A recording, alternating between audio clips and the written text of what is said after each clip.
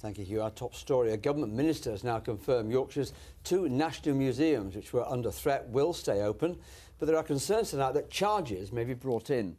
There's been an outcry since the Science Museum Group warned budget cuts meant one of its northern museums would close. Last night, Bradford's Media Museum was given assurances. Today, the Railway Museum in York heard it was safe as well. Here's Danny Hewson. If there was never any doubt, why has the future of 2 of Yorkshire's national museums been causing such a stir? We know anticipated 10% cuts have been reduced, but speaking on Radio York this morning, the Culture Minister said closure had never really been an option. There is no reason why any of these museums should close. They won't close. They won't close? They won't close. Let's not beat about the bush. They won't close. We will work very hard. There are certain issues we have to address to make sure they're as effective as they could be. So no room for misinterpretation there, but the devil is in the detail, and that still has to address the fact the museum group is losing money. With everyone riled up, some fear it's the perfect time for the government to reintroduce charging. What I'm concerned about is pricing out a lot of people who are on low incomes that actually are inspired to be interested in science and technology, which is so important for the country's economic growth. And I'm concerned that this is being introduced through the back door. If that's what the government wants to do, they should grow a backbone and actually make the decision themselves. But clearly that doesn't seem to be what's happening.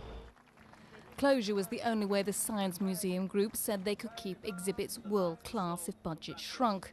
No matter what's said by George Osborne next week, there will be no more money. So some in Bradford at least question how their museum can tempt visitors back. I'm told that some of the exhibits, particularly the interactive ones for the children, don't work, and also some of the exhibits are quite old. So it really needs a brush up just to make the general offering far more interesting. As for the museums themselves, well, amidst all this noise, the one voice they want to hear from is from the director of the Science Museum Group. He says he can't say any more until after the spending review.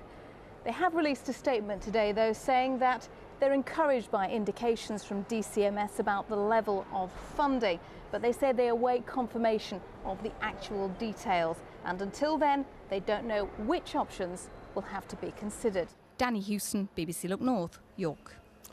Well, tonight, Bradford MP Gerry Sutcliffe, who sits on the Culture, Media and Sport Select Committee, told Look North charging should not be an option.